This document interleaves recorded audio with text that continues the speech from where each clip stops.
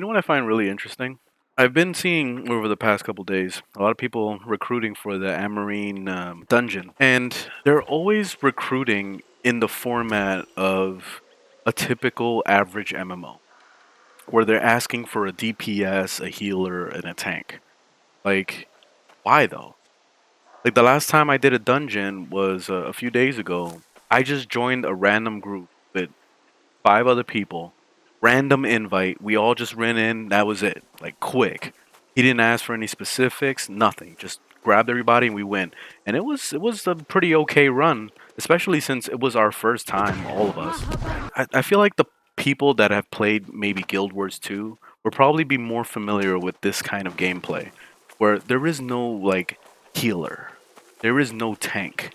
There's only people that play the role as best as they can. What the fuck is this? I've never seen him do that. Yeah, he's trying to like suck me into his casket. That mob is badass. So yeah, I've been finding that to be really weird. Like especially that last dungeon group, we did pretty good. It wasn't bad. I noticed that I was the primary healer because I kind of just like made it my job because I noticed that there was 3 other people that had life staff also, and they were also like spamming heals. So we were all like contributing to the overall goal of trying to stay alive. We didn't have a dedicated tank at all. We were just pretty much all hybrid healer and DPS, you know? So I was swapping between the rapier and also doing the heals at the same time, and it turned out that it was working pretty well. And whenever I felt like the situation was going a little like one-sided, where we were just like getting our asses whooped, I would go full life staff and then just stay there spamming heals. And it worked out extremely well. Like there was times like we only wiped like one time, and it was because like the boss was whooping our ass and we didn't understand how to fight it. And once we understood that, we came back super strong, kiting the especially that final boss. I figured out how to tank him, and I was just like basically dodging right as he was gonna attack me, and it worked out extremely well doing that. For the most part, I was actually taking a lot of aggro, so I'm there spamming heals, and it basically doubled as a taunt. So I was sitting there like literally tanking mobs as a healer, So it was pretty cool to go through that. Oh my god, what the fuck? No, no, no, no. So yeah, it's pretty interesting watching chat and seeing that, and part of me wants to join another group and try, the dungeon again, but at the same time, it just kind of sucks having to deal with a lot of people that don't understand that this game is different and it's not the normal MMO. If somebody needs me to heal, sure, I'll spec for it. But needing a tank and needing very specific setups is just kind of silly. It's more of one of those situations where it's like learn to play. That's it. Like it's easy for everybody to kind of tank, and it's the same way it works in Guild Wars 2. This game definitely like takes a lot of inspiration from all the MMOs and just kind of jams it into one. But I kind of see more mix of Guild Wars 2 with Black Desert Online. That's the kind of vibe I'm getting out of this.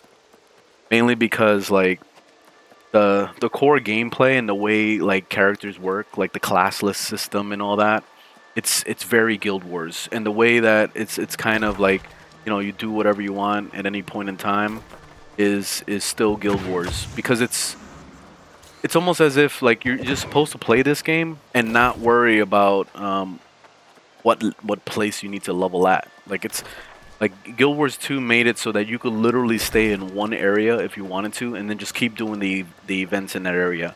And this game is pretty similar to that. As long as you keep going to your quest board and keep grabbing stuff, you can stay in the same area forever. So it's pretty nice to think about it that way. The Black Desert Online aspect of the life skilling, cutting down trees, crafting, selling stuff on the auction house. There's no trade run stuff yet.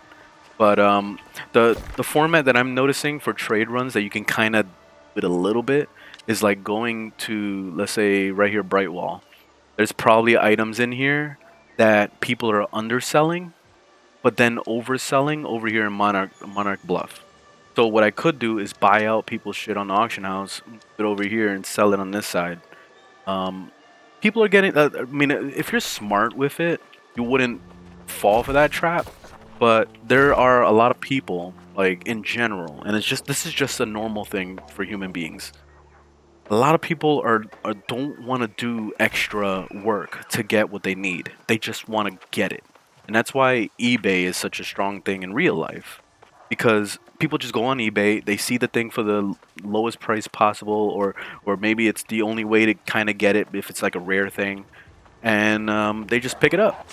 But they don't do any research. They just literally buy it. And that's a funny thing because it works in also these games too, where you can go and you can buy something for very low and then sell it someplace else for higher and make profit. You know, I really like that concept a lot. So hopefully they do add like a real trade run system where, like, you know, an actual NPC will give you like a mission to go take shit from, like, you know, the Brightwood over to the Monarch Bluff, but you're supposed to like maybe get like a cart or something with some horses and then, like, you know, go down there. Um, and then at the same time, it could be really cool if they added a aspect where it's like you, if you want to get double or even triple your rewards, there'll be like a PV, like you have to flag yourself for PvP when you do that. So that means like you'll be going through this treacherous ass run for to take shit from Brightwall down to Monarch Bluff, and it will be extremely rewarding, but also very treacherous. You know, so I think stuff like that will be really awesome to add to this game. You know, that's what I think about the future of this game. I think about like the, you know, the overall scale of things that they could create to add some extra like gameplay options. You know, and that's why Black Desert Online was like so much fun for me, because I really enjoyed shit like that. You know, doing the trade runs and doing like, you know, the crafting and the Imperial crafting and all that stuff. Like I actually really enjoyed that, and I hate crafting normally in MMO. And in games in general, I hate crafting. So it's nice to see that this game is going in the same route as Black Desert Online with that aspect, making it very like open, where you could just do whatever you want. So if I wanted to just straight up just be a crafter guy and never fight mobs, I could do that. You know, and that it actually kind of got me inspired to want to try some runs like that in this game. Like maybe doing a never kill anybody character where all he does is just craft and that's it. You know, so I go out and I collect shit and that's it. Like, you know, so I could basically treat it like Black Desert Online. I think that would be a lot of fun, just kind of mess around with shit. But yeah, I'm really excited for this game. I can't wait for release, and I really can't wait to see what this game turns into years down the line. It's gonna be a lot of fun.